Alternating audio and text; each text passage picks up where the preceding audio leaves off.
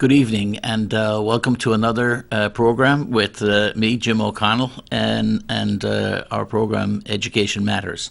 Um, you're very welcome. We are sitting here. If you're watching live, it's 6 p.m. on August the 7th, and of course, the call-in number for those of you who might wish to call in is, as ever, 640-3091. That's 640-3091. We're coming off the end of a quiet time in education politics in the city, at least, in that there's been a bit of a hiatus in school board meetings, and so the next meeting will be on a week from yesterday, so next Monday night. And there are a number of things that we will learn from that meeting. So I'm looking forward to being here next week with a robust set of things that we'll be able to further discuss. I'm also happy that I expect to have to be joined tonight by a candidate for office who will be running in a primary on September the 11th. And that's former alderman and now candidate for Executive Council, Garth Corvo. So expect to see Garth. He's in another part of the studio doing some work right now. I'd like to begin tonight on what is a sad note, and that is for those of you who have not heard already, and I presume most have by now, that there was a wonderful teacher who has passed away from Manchester High School, and Diane Antosia. First of all, I'd like to wish her family and her extended family and everybody my heartiest condolences. Miss Antosia was only in her mid-50s or so, and she was cycling a couple of weeks ago on a Sunday morning at 8:45 or so in the morning on a quiet street in Bedford, and somehow, in circumstances that are not as yet clear, she was seriously injured and passed away a couple of days ago.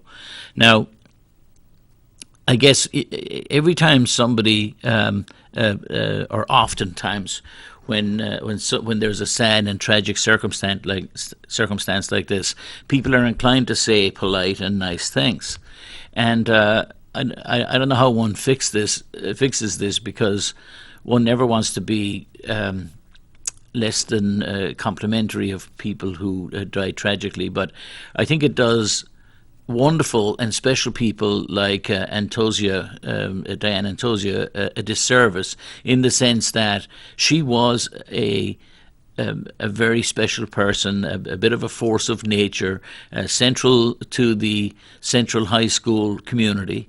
She worked as an SAP person, or officer, so her role in its most strict sense was to act as a resource and counsellor and support to young people in the Central High School community who might be dealing with things like substance abuse, either directly themselves or be affected by the use of illegal substances by members of their family. Everything from grief counselling and kids who were young people, because they're not really kids. Some of them run up to 18 years old, and so young men and women.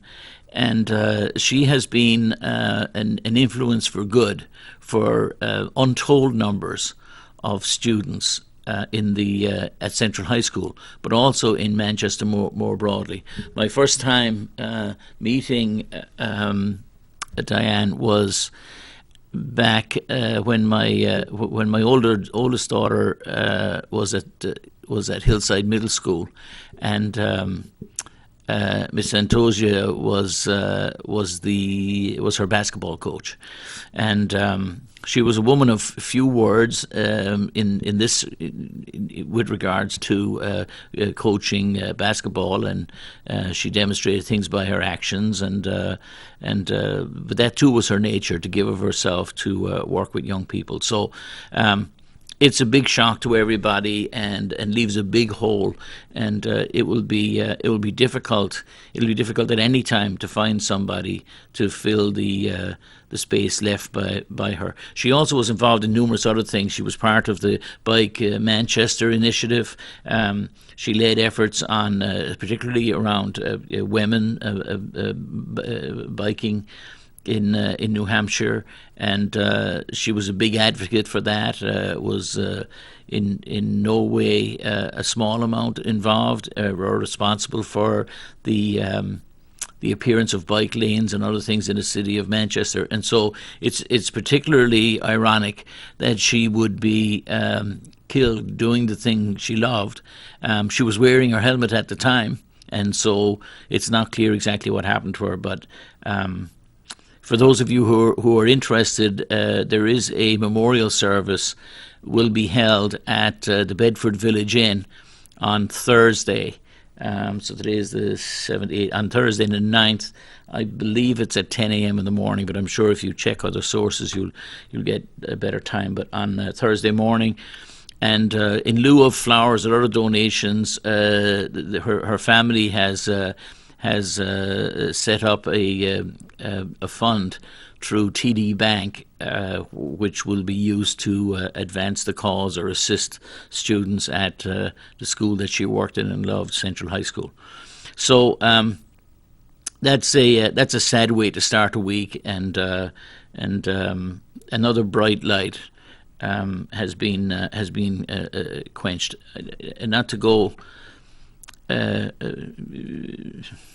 Poetic on this, but in the end, I guess a life well lived, and a life worth living, and a life that's had real impact is the legacy of Diane. She affected untold thousands of people in a very positive way, and took action every day to help people. She didn't talk about it. She wasn't somebody who you would find chattering on these topics or seeking glory for herself. Rather, she did the work, and she was involved in a thing called Life of an Athlete, which is a program sponsored through the NHIAA that teaches kids in order to be good athletes and to lead a healthy life, they need to dispense with the use of alcohol and tobacco and drugs, and to lead an active life. And she actually had, through that program, high schoolers have gone out into the middle schools in Manchester to talk to the middle school kids and explain to them about life of an athlete, and how if they really want to emulate their sports heroes, and if they want to play on teams, etc., at their high school, then they should make healthy decisions. So all in all, a pretty sad and tragic loss. When we talk about sports, I got a great response from last week's. We had a lot of fun here last week when my two friends from England were here to join us, talking about soccer and the British are Coming soccer camp. And of course, it continues this week, and it's been particularly warm, and but it's great. I was over there today to see kids having fun, and it's just a wonderful thing. The high school season is coming upon us pretty fast, the sports season, because, for instance, I know at Central, so I presume it'll be the same for West and for Memorial, that the tryouts for soccer will start on this coming Monday morning, so the 13th. And so that's an exciting time always. It's important that young people have a look and have be ready with the appropriate paperwork or permission things, etc. Ideally, you would go on the websites and look for them, but if you can't, it shouldn't stop anybody from showing up first, and they'll be given instructions as to what they need in order to proceed. But I'm looking forward to some with all the sports that go on. With a lot of activity, and I'm presuming that usually the bands start band camp next week as well. And while I didn't confirm that before coming on here tonight, I imagine that band will start next week as well. Though I'm not 100% certain of that. Another little piece of news today, I guess, our local, one of our state senators is now the new, has been named the new leader of the minority in New Hampshire. That's Senator Donna Soucy. So congratulations to her. It's nice to have a Manchester voice in the State House, representing the whole state, but of course, especially representing the wards here, her wards here in Manchester. So it's wonderful and continuing the tradition that Donna Soucy represents. So, but I have to say that when we see, and the reason why there is a new Democratic leader in the State House is because the previous senator. I forget, he's a Goldberg. What was I wish I could remember. I should know better, but I don't have it right. I'm just looking at the computer here a second to see if I can find it. But in any case, I don't have it right here to hand. But once again, this gentleman is accused of. And he is accused, and he says he will vindicate himself, but he's accused of assault and inappropriate behavior with his significant other. So, a domestic issue. But I don't know what it is, this linkage between being a politician and falling afoul of the law. I just, is there really that much of it everywhere? And we just only hear about it when it's politicians do it. It's one of the cautions that, why any of us that march in lockstep, why I don't march in lockstep behind any one particular party is because I don't want to own the bad judgment, the poor judgment, the errors, and etc. of everybody in one. We all be painted with the one brush. But I think especially we look in the city of Manchester and the amount of bad behaviour, the number of people who have done pretty shocking things, some of whom have had the decency to resign, and others who've continued in their place after their fall from grace. It just amazes me, the numbers, when you look back over time. If you were to take a vision back over, say, 10 years or something, and the number of, there are only 28 aldermen and school board members, 14 of each, in the city of Manchester, and how so many of them have been accused of various faults. It surprised me. And then if we look at the State House in New Hampshire, and we've had drug dealers and drug buyers and sexual deviants and criminals of all kinds who have found their way into the State House. And if you take the people who've actually been convicted of crimes, and then if you take the ethics challenges of so many more, and I don't mean to malign all the wonderful people who run for office, and we should all be grateful to them, but there is. When I see, there is something strange about this idea that people run for office, and then what is it? Is it something in the water? When did they suddenly become a little strange? And I do think that perhaps politics and the idea of the power of politics or something attracts certain individuals. And I know some wonderful, admirable, moral, sound, intelligent people who are public representatives, and I think they obviously represent the majority by far. But it never ceases to boggle my mind that people who could have, I think about, people like John Edwards. How can a guy, back in the day as a presidential candidate, or the governor of South Carolina, or, now we talk about national politics, but the number of people who have fallen from grace, it's just astounding. So on to other things as we wait for Garth to join us.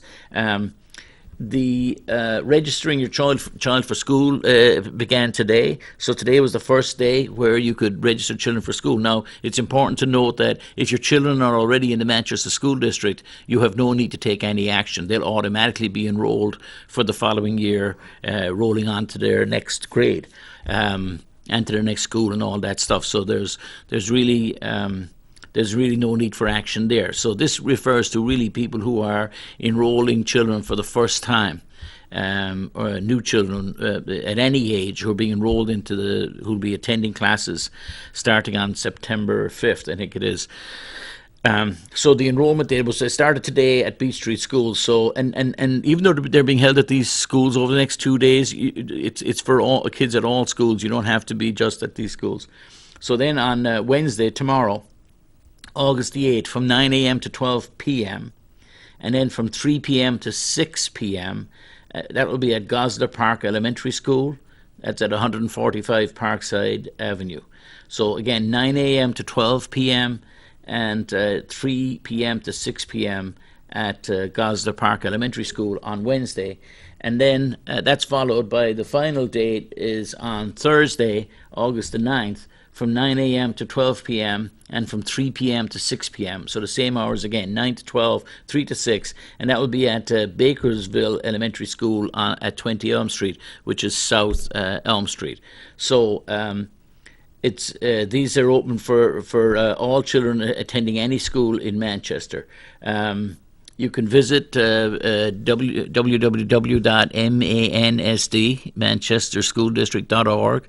to get whatever forms are necessary. You can also get them in the school, but if you want to be proactive, you can get the forms online and the enrollment forms, and fill them out and bring them with you, or you can actually just come in and complete them at the time of registration. All of this information, of course, is always on the Manchester School District website, and you're free to do that. If you are registering a kid in the school district, there are a number of things you need to bring. You need a proof of age, such as the child's birth certificate, passport, signed affidavit, or other government-issued document. You need 2 proofs of residence, such as utility bills or rental agreement. You need your child's immunisation and last physical exam records. And for middle or high school, your child's last report card. And that, as I said again, is if they're coming in from an outside school. I would also caution people that if for some reason you can't put your hand on some of these documents, or they're not easily available to you, you should still go and register your child. The process will be just will just take a little longer. But there are something like 1,300 children in the city of Manchester who are living in temporary accommodation. Or if there's a better word for it, if I could just recall it, it is, not just temporary accommodation. Some of them are homeless, but in insecure accommodation. And there's a better set of words that I can't just pull to mind right now. But about 1,300 kids in Manchester. I've seen figures as high as 1,500 that say that these kids are living on a couch somewhere, or their parents are living in with, bunking in a 2-bedroom apartment with a sibling or something. So those people might find it more of a challenge to come up with, things like proofs of residence and utility bills, etc. In the end, the city just wants to be satisfied that you're a resident of the city to attend city schools as a city resident, and but they will accommodate you to let you have that happen. So on another, the other thing, of course, is the other dates are that the bookmobile thing, which I think has been a success. I've heard lots of good things about it. Will be coming to an end on August the 10th. So it ran for a month, from July 9th to August 10th. The first day of school for kindergarten through 12th grade will be September 5th. the first day of school for preschoolers is September 10th, and then almost immediately we're going to have we'll have a day off. Schools will be closed on September the 11th for polling for the primaries. And in this, we'll have primaries for the Executive Council, and we'll be having, as I said, Garth Corvo join us later and talking about his candidacy. So there's a primary for Executive Council. There's a primary for the first congressional district. I believe there are 11 Democratic candidates running in that district. We've had a couple of them on this show in recent weeks. So that's going to be interesting to see who comes out of that process. We have an election for governor, and then of course we have there are so many state house seats that are being that are up for primaries as well, and it's not something that a show like this is going to adequately address. But I think it behooves us all to make sure that we are aware of who our public representatives are and who the choices are for public office. Leaving it to others to sort of decide or something, or going in and to the polling place and just sticking a mark after somebody's name based on less than full knowledge is not a very smart way of going about it. In the end, this is the business of democracy, and especially wherever one is in the political divide, I think it's important that people partake. I sent out. I'm not a big sender outer of things on social media, but I saw one the other day which was a pie chart, and it had something like, if I could sort of paraphrase it, it said, in the last presidential election, 63 million people voted Democratic, 60 million people voted Republican, but 110 million people didn't vote at all. So whether you're on the Democratic side or the Republican side, there's a big issue. Both sides are outnumbered actually by the people who don't vote at all. So voting matters. Voting in these elections here matters. Here for our education. In this, there's a battle royal going on. That's quiet right now because the State House is quiet, but there's a battle royal going on for the heart and soul of public education in the state of New Hampshire, and it's one that you need to be engaged in. And if you're not, well, then I hate to admonish people, but sort of shame on you, because there are those people who are under, they have our public school system under a full bore attack. I saw that Dr. Vargas, the school superintendent, was lamenting the fact that the candidate for to be the new principal at Hallsville School had decided to take a job elsewhere at the last minute because there was a $10,000 a year difference in income between taking the job here and taking the job at another school in another school district, and he was pleading with the school board to take cognizance of this and take some action. And this was an accommodation that was made by the principals union, the union of the principals in Manchester, I think about 3 years ago, when in an effort to contribute to lowering the cost of education, they agreed to change the level at which principals were paid. So anybody who come in after like 2015 or something would be paid at a $10,000 per year less than the previous stuff. Well, it turns out that now we find out that that's not a marketable salary. We can't get substitute teachers because we don't pay them enough. We can't get paraprofessionals because we don't pay them enough. we can't. In this case, we can't get a principal for Hallsville School because directly we know we can't pay them enough. And I remember having a debate with one of our aldermen a couple of years ago, who at that time was wont to say, and continued to say long after he knew that it wasn't true, that that people were lining up to come in for jobs in Manchester, that the salaries were not an issue, and that the proof of the pudding was that nobody was leaving the district because they were spoiled.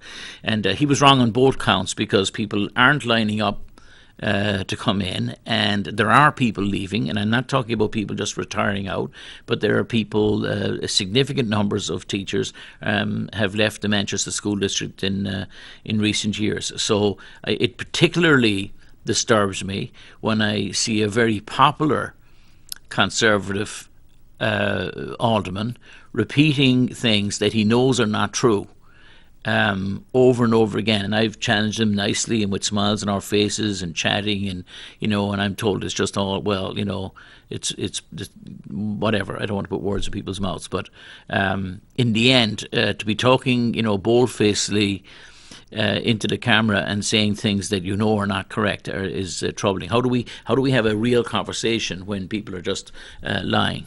And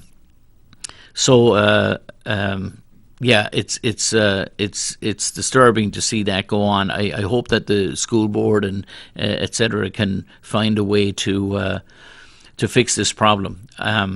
We also know that the teacher's contract is being negotiated as we speak. They're back at the table, as I understand it.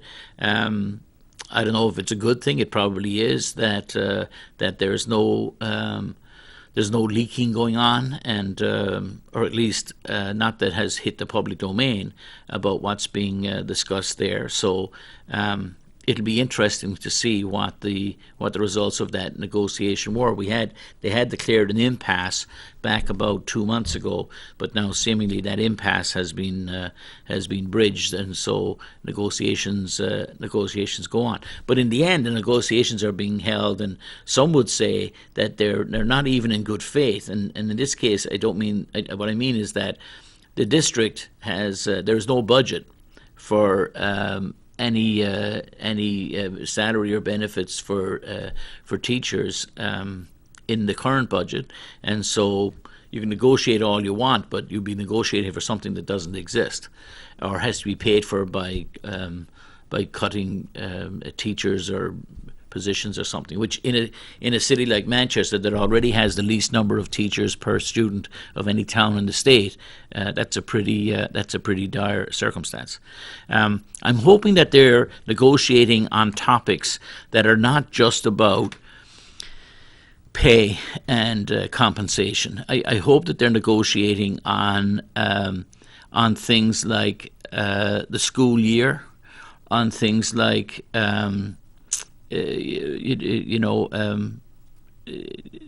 extracurricular learning, but learning in different ways. I hope that there are places where the system can be made more responsive to the needs of students and of teachers and of parents. That they can be done by loosening the rules, so to speak. I know there's always a risk as a teacher in giving something up that people will. The history has often been that loophole has been abused by people when it comes to a certain time. But I'm hoping that people are finding that we're not just going to hear at the end of this process some argument that says, the teachers wanted 2% per year over 3 years, and then we get down into the weeds about healthcare and everything else. We'll wait and see. We may have some news next Monday night. So let's just hold and find out there. So there's that topic for next Monday night, which we'll talk about here on the following night, Tuesday. There's the issue of the Hallsville principal, and we'll see what happens about that. there's also another issue that will come up next Monday night. Has to do with driver's ed in the city of Manchester, and I don't know what has gone wrong here, but the school board put out an RFP and a request for proposal to the vendors across the state to provide driver's ed to students in the city of Manchester, and seemingly nobody responded. And so there is now some question about who will be providing driver's ed for the students in Manchester going forward. I, for one, would love to see the programme being brought back in-house and run the way it was before. It's a perfect opportunity for to have a programme that works from the school. And so you don't have another profit centre going on. You can have teachers who are going to be finished. By definition, kids do driver's ed at a time when school is not active, and so it's perfect for teachers to do some of this work. And I walk by cars with driver's ed, stickers on them, parked in the underground garage at Central for a few years now, and covered in dust and things. And while we had what were clearly, I think, I won't say unqualified from the state standards point of view, but not very well qualified vendors offering services, teaching kids driver's ed. And it's been very unsatisfactory for those of you who maybe haven't reached that age yet, if you haven't gotten to the 15 and a half age group yet with your children. It's been so unsatisfactory. I've had my daughter. I have 4 children who have done driver's ed, and my daughter a couple of years ago ended up doing her driver's education out in Amherst, and we were driving to Amherst after school so she could do driver's ed. I know that speaking to people last year, driver's ed was offered for one 6-week period at Central High School this spring. And if you didn't make that period, then that was it. It wasn't, if you happened to have something wrong with you, or you had a commitment elsewhere or something, and you couldn't make those weeks, then you didn't have driver's ed. You had to go out of town or out of whatever. So I hope that the school board will look at this on Monday night and at least investigate what is involved in running the program right out of the schools. It's the way it was done. There were no significant savings to be had when the program was moved from the public schools out to a private vendor. It was done in reaction to there had been a problem with governance, for want of a word. And I don't want to trip over anybody's, legal rights, etc., because the full facts of that case, I don't think, were ever made public. But there was a question of what was done with some monies, $100,000 or so, something like that, that wasn't properly accounted for, and so I can understand people being frustrated at that. But that's a governance issue, and that should have passed up the chain of command, so to speak. That if the program was not being managed properly, well then, what were those auditing that program doing? How come they weren't making sure that it was running right? I think just because you have an unfortunate experience once after many years of things running well, there's no reason why that shouldn't colour one's thinking about doing it again. So that's another decision. I don't know what's actually on the agenda yet. I haven't reviewed it for next Monday night. I know that topic is on the agenda. I just don't know if there's any proposal to bring it back in-house. But I would say that what's been happening on the private side has been unsatisfactory up until now, and so I'm hoping that they at least consider that. Looking at the union leader over the last couple of days, jumping to another spot as I hear the pitter patter of tiny feet. We've had a number of a number of changes also at our middle schools, where we have a new vice principal at Hillside Middle School, and the wonderful Mr. Baskerville has gone to gone over to Highland Goffs Falls. So while I'm mumbling on about that, we've been joined by none other than the Garth Corvo.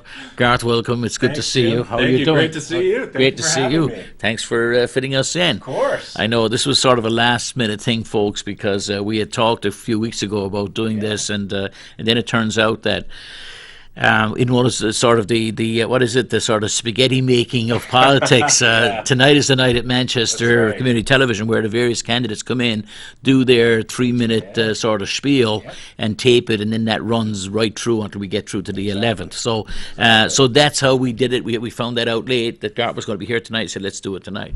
So anyway, welcome. It's lovely to see you. It's great to be here. Looks like you got a little bit of sun. Did you manage to get any vacation? You must be, or maybe you're out knocking doors. Yeah, a lot of campaigning. Yeah. We've tried to fit in. A few weeks ago, we fit in a weekend. Right. Good. We went up north to Storyland. And oh, nice. Thomas the Train was up there, so.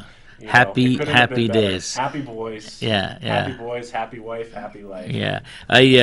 So my kids now, my youngest is now 16, and I say this all the time, but there's happiness and joy at all levels as one goes forward, but just the innocence and the joy of kids at Storyland and Santa's Village, it's worth. I mean, if you could bottle it, it's worth its weight in gold. I mean, when I went back to work on Monday, I was exhausted. Yeah, it was fun. Yeah. Well, when the heat's going, I think one of them has those airing has those. Sort of what is it? Spray stations. Sprays, yeah. It was rainy. It was a little rainy when we went, so we didn't end up using them. But it was, it was great, and that meant shorter lines. So. Yes. Oh, yeah. It's great when you have little kids. I don't understand the concept of waiting in line. I took a youth group once out to Six Flags in Agawam. Yeah. And we almost were not going to go because it started to rain. The forecast wasn't great, and we had 2 school buses full. Yeah. And we're like, and we got out there, and it was a little grey, and it did, there were showers, and but as the day went on, it didn't get any worse, and actually the showers were further apart. Well, we had the park to ourselves. Yeah. What a part! We had whatever it was, 80 kids or something, or maybe more, and no waits for any. We probably had the premium thing. The other thing that happened, we'll get on to politics in a second, which isn't as important as this, of course. No. The other thing about Storyland and Santa's Village is that if you're there and it rains, they give you free tickets for another visit. I don't know if you knew that. We did not. Well, I wish we knew that. Yeah. So if you buy tickets, now I mean it might have changed in the last 3 or 4 years, but this was historically how it always worked. And it's one of the things you have to deal with in the White Mountains, right? You might get a shower, and people aren't going to book if they're like, well, they'll wait till the last minute. So the thing was, whoever's in the park, if it's rain and the rain is bad enough, and if they have to shut down some of the rides, even if they don't close the park. Yeah. They give you a free ticket that's valid for any other day to come back for free. Wow. So you really can't go wrong. If you look at it, it looks like there's going to be a little grey. That's probably a great day to go to those places. I was going to say, I wouldn't have traded, we left a little wet, but we changed and then grabbed lunch and who cares? Drove back to Manchester. It's all good. It's all good. So tell me, well, if you want to just tell folks for a minute, I mean, I think a lot of people in Manchester are going to be familiar with you as, being a former alderman, etc. But if you want to just, give us the 1 minute spiel or whatever you want to do, that would be great. And I'll cut the 3 minutes down to 1. Great, or whatever you want. I'm not. We have another 22 minutes, so it's great. not like. Okay. So, but I thought you might want to just offer the overview Absolutely. while you're running, perhaps. Yeah, thank you. My name's Garth Corvo. I've served 6 years as a Manchester alderman, representing the east side of Manchester, Ward 6. I now live on the west side in Ward 12 with my wife and 3 boys, ages 4, 2, and 2 months. But I've been out of City Hall for a couple of years. It's been very nice. We've added to our family, moved. It's been a great, busy time, family-oriented experience. And so, what led you to want to jump back in? Well, it wasn't a plan. Okay. It was so Chris Pappas, who is our current executive counselor, is Right. running for Congress, and I would say kind of at the start of this year, I started getting some phone calls from people saying, I hope you at least consider it. And I talked with my wife, with my my boss at work, and I was thinking really hard about it. Because, as I said, I've enjoyed the couple of years away. It's been great. Yeah. You forget about this. You forget the stress you have in public office. Yes. Which I think even makes me appreciate the people who serve even more. I say this all the time, and I think some people it sounds, I worry sometimes it sounds disingenuous, because I don't say it every single time, but I often say to public representatives when I go before the school board or board mayor and alderman, because sometimes we're going to be, on very different sides, Yeah. But I still, despite sometimes they might have bugged the heck out of me, I'm still like, I like to say, that you're elected, you're there for a reason. It's a lot of work. It's more work than most people want to commit to. It's largely unpaid. I mean, if you consider some stipend, we could argue about the healthcare thing, but that's a matter for local politics. Let me ask you this, Garth: the issue, why executive council? What actually was, and it's great that I'm on Education Matters, because when it came down to it, I mean, there were a lot of reasons to run. I mean, the Executive Council, first of all, for those of you who aren't totally familiar, and by the way, not many people are. Right. Because it's a uniquely New Hampshire. Most people can give you one audience. sentence, and after that, the level of understanding is gone. So in one sentence, the Executive Council votes on all state contracts over $10,000 and all judicial and state agency appointees. Right. The governor's nominations. So that's a lot of power. These are Right. things that in virtually any other state are either the governor's sole authority or the legislature is involved in. Right. But this 5-member body serves as sort of a board of directors for our state. So the District 4 represents Manchester and basically Greater Manchester. It moves a little bit up into sort of the eastern and southern Concord suburbs. But as I was thinking about it, and I had some great conversations with Chris Pappas, with other people who served in the office, and I said, the first thing I said was, look, because my wife and I always kind of been like, look, I think this is important to do right now, because if we didn't know who would run. And there were a lot of rumors that Ted Gatsas was about to run at that time, and I think that also contributed to a lot of people saying, "Hey, look, you should get in." So that was kind of on my mind, and then education actually, as I thought more and more about it at the time, SB 193 was dominating the State House. So that's which voucherization bill.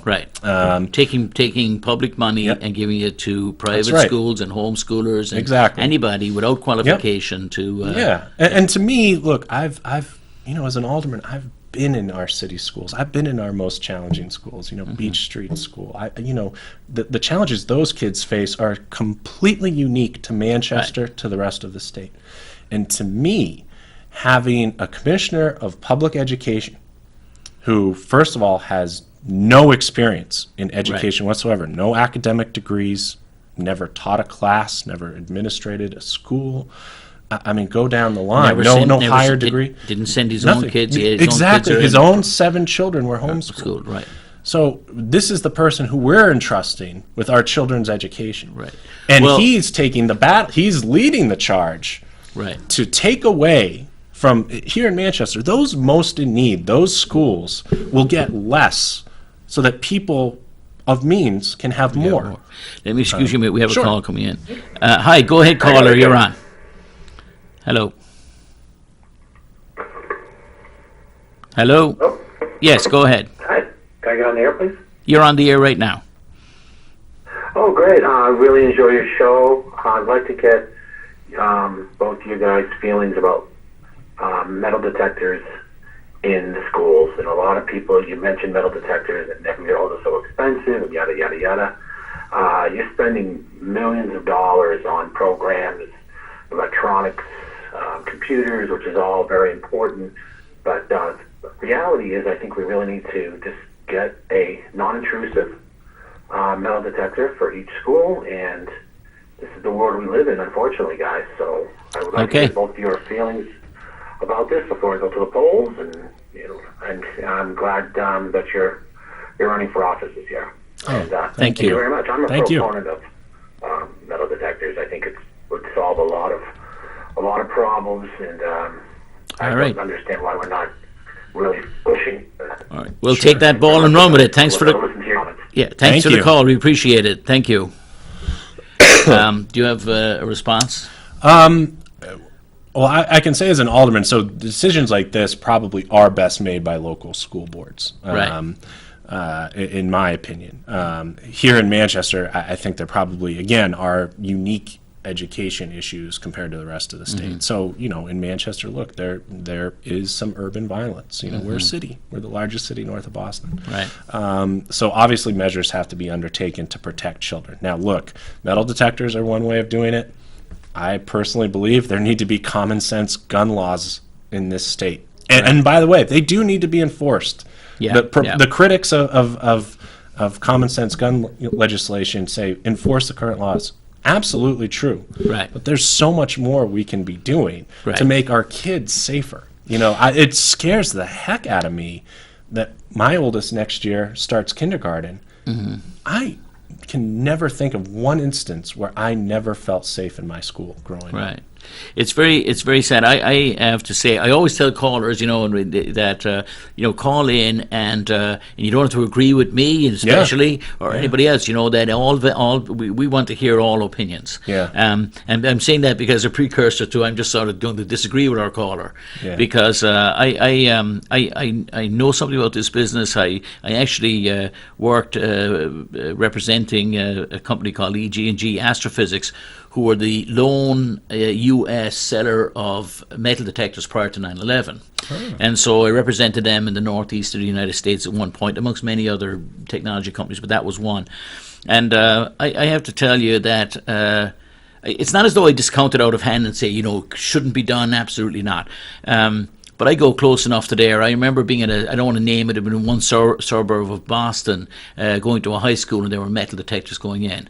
And there's something really intimidating and shocking. Like when you've gotten to the point where you're dropping your kid off and they're, and metal detectors have to be used. I would also draw your attention, sir, to this fact. 75% of the time, when they run dummy bomb making materials through metal detectors at LAX airport in Los Angeles, 75% of the time the dummy stuff gets through. Metal detectors are great, but they're not half as smart as you might think they are. In order to be really smart, they have to be turned up to a high level of sensitivity, and if that's the case, everything from tooth fillings to belt buckles. And so that's one thing. The other thing I would say is that this is a bit like sort of holding back the tide somewhat. There's this element to it that you just drive. People intent on doing harm will just choose a softer area to attack, and there are lots of other other areas within a school, around a school, breaks, sports events, whatever else. And I just think that, and I also think, but that's my first and most important response. I think of little kids walking into schools, and now their schools are no longer places where Mrs. Smith and Mr. Jones greet them on the days that they're happy and that they're sad, and when they feel good, and when they're delighted with the project they did, or they're upset about something else. They run down that path in the morning, and we pass them over that threshold into the school, and it's their happy place. And I would hope that we could keep it that. I think there's a lot wrong with, if we were to become a nation that's going to have its kids go through. It reminds me, and I'll let you talk because people came to listen to you, but it reminds me of the sort of, the Cold World War, 1960s, children all over the United States running in under tables and desks and under the stairs because, of the nuclear holocaust. And what a way to grow, the potential for nuclear holocaust. And what a way to grow up, and the damage that's sort of done. And of course, it was a farce, right? Because in the face of a nuclear attack, hiding under your desk wasn't going to do you any good whatsoever. But what it did do was introduce a sense of fear and whatever. So anyway, I've said enough. Well, look, I'm not a big fan of that. When it comes to school safety, I mean, people just need to listen. Listen to, first of all, the educators who are in those schools every day for years and years and years, and the Right. administrators. Do you think, I mean, I talk, my parents are teachers. I talk to teachers all the time in the city. Teachers don't want to have gun. Teachers don't want to be armed. Teachers don't want to have a gun. I mean, God forbid, a teacher, accidents happen. What if the teacher's overpowered? All sorts of awful, awful things can happen. Right. So some of these solutions are really the opposite. They're problems. But what really needs to happen is we need to listen to educators. And by the way, listen to our kids. Right. Look at those Parkland kids. Those kids Right. are going to save our country. Right. Well, that was saving our state, because as you know, Yeah. we have the oldest population of any state. Yeah. We have the highest college in state tuition for any university system in the state of New Hampshire, in the country. I know it's appalling to me that the state of New Hampshire can't fix this, knowing that that's the problem. Oh, yeah. And we've taken no action to fix Oh, it. yeah. I really do believe a 4-year college degree should be as every bit as required as K through 12. I think now, look, whether it's the 4 years or whether it's 2 years of a trade school or community college or apprenticeship, right. Whatever it might be. I think once you're 18, you are an adult. Yeah. But the acceptance of a college degree to people of my generation was still a big deal. To my kids, their college degree is just going to be one other step in their education. And I know that there is a national sort of trend also among some the ideologues and others, I guess, not just ideologues, but to sort of it's an attack on public education or on alternative education to sort of have this sort of work to school or school to work ready stuff, and it's a very difficult argument, because I know people who are very well intentioned and say, look, academic Ivy League colleges are not for everybody, and that we should be getting people ready to be the best people they could be. And I fully sympathize with that argument. Yeah. Obviously, they should be, but there's an effort afoot in Manchester right now. We're having a thing which is being called Velcro University, and. It's a wonderful thing in one sense, because I think it's what we're trying to do is get private companies to come in and help, and the whole community to lift. However, when I see a company calling itself Velcro I'm going to be a little controversial, calling itself Velcro University. Sure. And if we look at the 4 tasks that have been identified that they're going to bring kids in and do a rotation on, and they're going to work in the dye house, they're going to work in there are 4 functions on the manufacturing floor. Well, Velcro is a pretty significant company. Yeah. And if Velcro really wanted to run Velcro University and not Velcro train the worker bees for next time out, then why isn't there anybody doing treasury management, supply chain management, human resources? Yeah. Sales and marketing, all that whole piece. So when I'm thinking, we had Mayor Gatsis was the first one. I credit him with the first one that I remember bringing this idea forward about 5 or 6 years ago, and I was very direct with him, because his example was Aramark, and he was going to take the kids out of Manchester schools who wanted to go, and they were going to learn how to clean floors and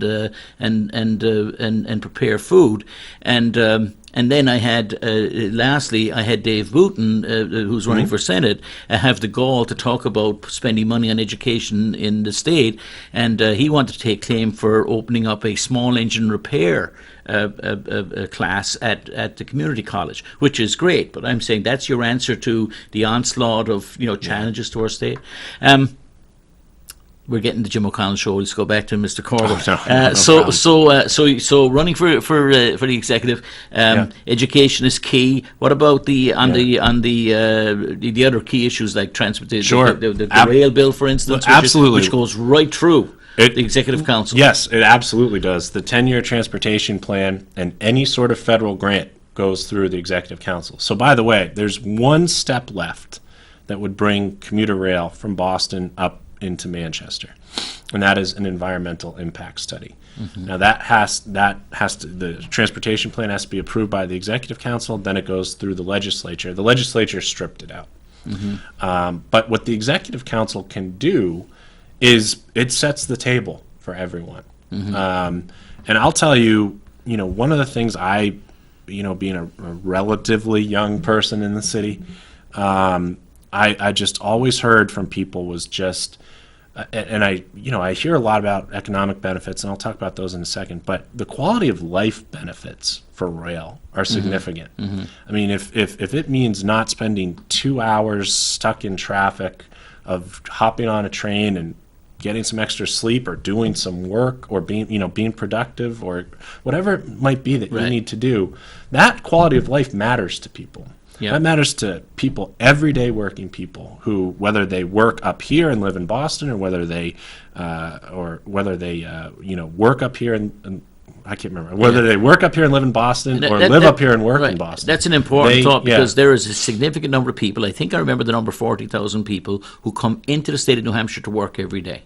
So most people's perception is that this is about people going from here south. Right. Well, there are people coming from Maine, and people coming from Vermont, and people coming from Massachusetts to work here. And just as a matter of history, there's a venerable politician from Manchester, Ray Wazorek, who was in this seat in the past, and I call him venerable because he's the airport road is named for him. And people, whether we agree with them all the time or not, Ray Wazorek is an important political figure in the city of Manchester's past. Absolutely. However, the biggest bone I have to pick with him is there was a moment in time where he was the third vote of the Executive Council out of 5, which defeated the environmental impact study, which would have allowed commuter rail to be part of the I-93 expansion, and the rail would have run up the centre of 93 from Salem up to Exit 5. And it was a minor additional cost to the expansion, because all the road and rail crossings were being done anyway.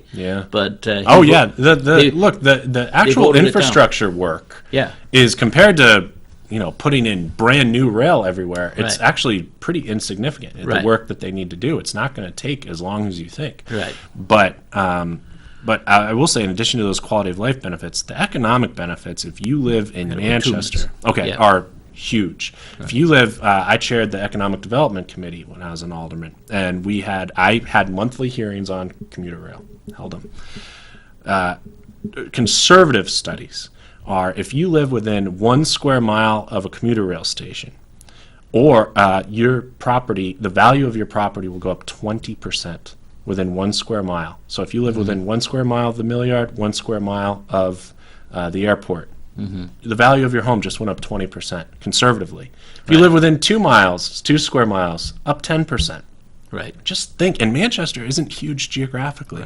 We're talking about lots of people all of a sudden seeing the value of their homes go up. We've seen this. The Northeaster has demonstrated that in property in lots of other ways, but just on the property value side, we've seen it. You look at average property values on the seacoast compared to Manchester, and you see it there. But it would seem to be low hanging fruit, but of course for the state of New Hampshire, it's a challenge.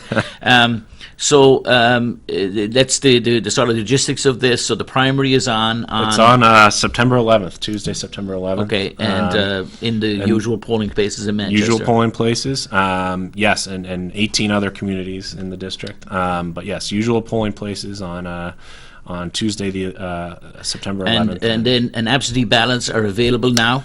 I don't know if they're available now. I know they're about to be. I just was talking about that with someone yesterday. So very soon. They're very, very close, because I'm conscious of this with kids. My kids studying outside of state and stuff, and I've been saying to them, get your absentee ballot and get it organized. Absolutely. Yeah. We got about 5 seconds, and you'd like to say hi and bye? Sure. Look, it'd be an honor to represent Manchester on the Executive Council. I've worked on nominations, on contracts at the city level. I care deeply about our community. I'm also the only candidate in this race not taking corporate money. I'm going to be accountable to people, not to profits. All right. Well, Garth, thank you for coming in. I appreciate it. Jim. Ladies and gentlemen, thank you for watching us. We'll see you again, God willing, next Tuesday at 6 p.m. Have a great week. Enjoy the sunshine and enjoy the rest of the summer. Thank you. See you in a week.